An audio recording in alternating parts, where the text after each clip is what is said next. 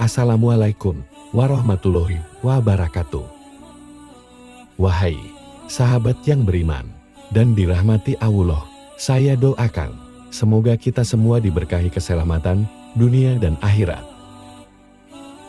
Di video kali ini, kita akan menceritakan tentang Istana Dajjal telah berdiri megah di Madinah.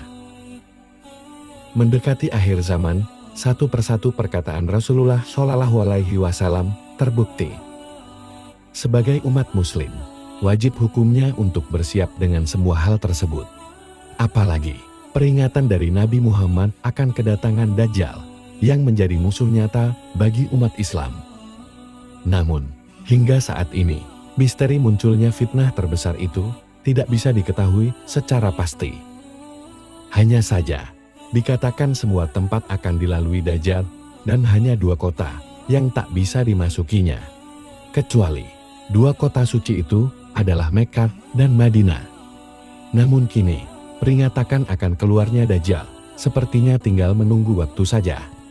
Sebelumnya, Nabi Muhammad Shallallahu Alaihi Wasallam pernah mengatakan bahwa salah satu indikasi akan keluarnya Dajjal bila mana kebanyakan manusia menjadi acuh tak acuh terhadap perkara fitnah Dajjal ini. Padahal, di setiap akhir tahiyat akhir, kita disunahkan untuk berdoa, meminta perlindungan dari fitnah Dajjal. Sepertinya, kondisi umat Islam saat ini terlena mengejar cinta dunia dan lupa hari akhir zaman. Sesungguhnya, saya telah mendengar Rasulullah Shallallahu Alaihi Wasallam bersabda, Dajjal tidak akan keluar sampai manusia menjadi heran dengan perkaranya Dajjal, dan sampai para mubalighi di atas mimbar-mimbar tidak memperingatkannya soal Dajjal. Hadis riwayat Ahmad yang sahih. Misteri Istana Dajjal penting untuk diketahui. Saat ini di Jabal Habsyi, terletak 12,5 km dari kota Madinah Al-Munawwarah, terdapat suatu bukit yang di puncaknya dibangun suatu gedung yang diberi nama Kingdom Place. Sebagaimana diriwayatkan di dalam Sahih Bukhari, kelak di akhir zaman, Dajjal akan terus menyerang semua manusia dan semua tempat hingga sampailah Dajjal di kota Madinah Al-Munawwarah. Akan tetapi, Dajjal tidak bisa masuk ke dalamnya. Maka akan berguncanglah kota Madinah dengan 3 kali gempa. Sebelumnya Madinah tidak pernah mengalami gempa.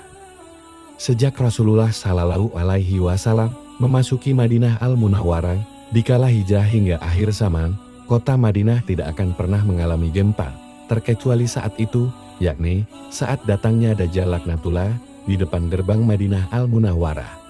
Pada saat itu, Madinah akan mengalami gempa sebanyak 3 kali guncangan, sehingga menyebabkan berhamburanlah semua orang kafir dan munafik. Maka, berkata Imam Ibnu Hajar di dalam kitabnya, Fathul Bari Bisarah Sahih Bukhari, bahwa dikala itu, Rasul mengatakan munafik, fasik, kafir, semuanya keluar dari Madinah, menuju Dajjal di sebuah bukit itu kecuali orang-orang mukhlisin, yakni orang-orang yang mencintai Rasulullah Shallallahu Alaihi Wasallam yang tidak akan bergeming dari Madinah Al-Munawwarah.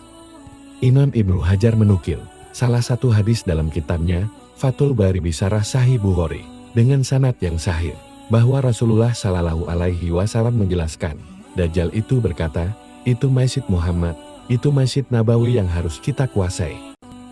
Dari kejauhan, Dajjal menunjuk kubah hijau masjidnya Rasulullah Shallallahu Alaihi Wasallam sambil berkata, itu Masjid Muhammad, itu Masjid Muhammad, kita harus sampai ke sana. Lantas, Rasulullah Shallallahu Alaihi Wasallam bersabda, sebagaimana riwayat Sahih Bukhari, di saat itu Madinah mempunyai 7 pintu. Rasulullah Shallallahu Alaihi Wasallam bersabda, Al-Masih, Dajjal tidak akan bisa memasuki Madinah, yang pada saat itu memiliki 7 gerbang atau pintu, yang di setiap gerbangnya akan dijaga oleh 2 malaikat. Sahih Bukhari. Jika kita melihat peta Madinah Al-Munawwarah, saat ini akan terlihat 7 jalan utama untuk memasuki kota suci itu. Ketujuh jalan tersebut adalah berasal dari Jeddah, Makkah, Rabi'i, Bandara, Tabuk, dan 2 lagi dari wilayah sekitarnya. Kemudian, Dajjal berusaha mendekati kota Madinah dan mencari jalan di setiap sudut. Tetapi malaikat menghalanginya dengan pedang. Dajjal akan sampai ke tanah lapang Al-Juf dan membuat kemah. Kemudian, dalam sebuah hadis lain, disebutkan bahwasanya Abu Said meriwayatkan bahwa Nabi Shallallahu Alaihi Wasallam bersabda, Dajjal akan tiba dan dia terlarang untuk memasuki kota Madinah. Dia akan tinggal di sebuah daerah yang bergarang di sekitar Madinah. Sahih Bukhari. Nabi Shallallahu Alaihi Wasallam bersabda, Dajjal akan mendaki gunung dan melihat ke arah kota Madinah. Kemudian, dia akan mengatakan kepada para pengikutnya, kalian melihat istana putih itu adalah masjidnya Ahmad.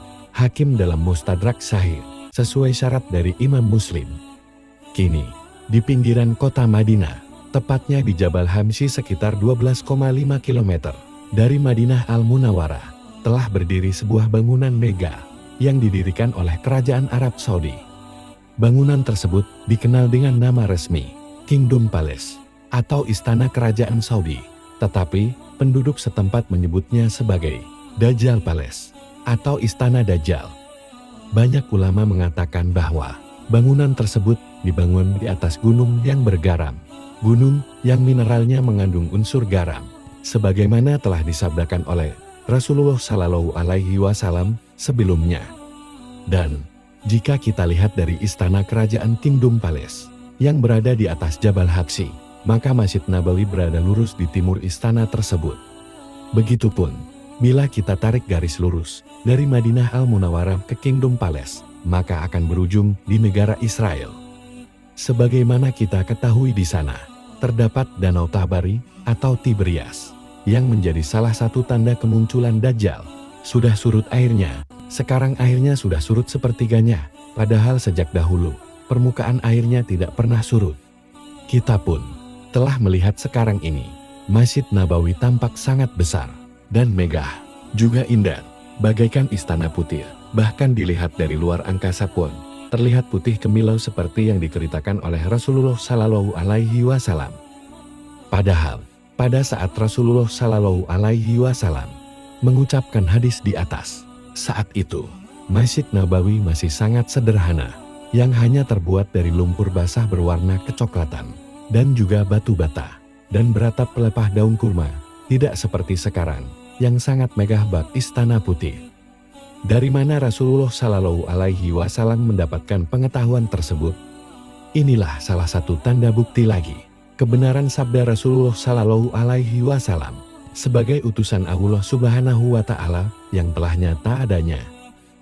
Semoga kita lebih bersemangat dalam beribadah, beramal soleh, dan mengurangi perbuatan yang sia-sia dalam mengisi sisa usia kita. Allahu a'lam bishawab. Semoga video ini bermanfaat bagi kita semua. Amin. Ya Rabbal Alamin. Waalaikumsalam warahmatullahi wabarakatuh.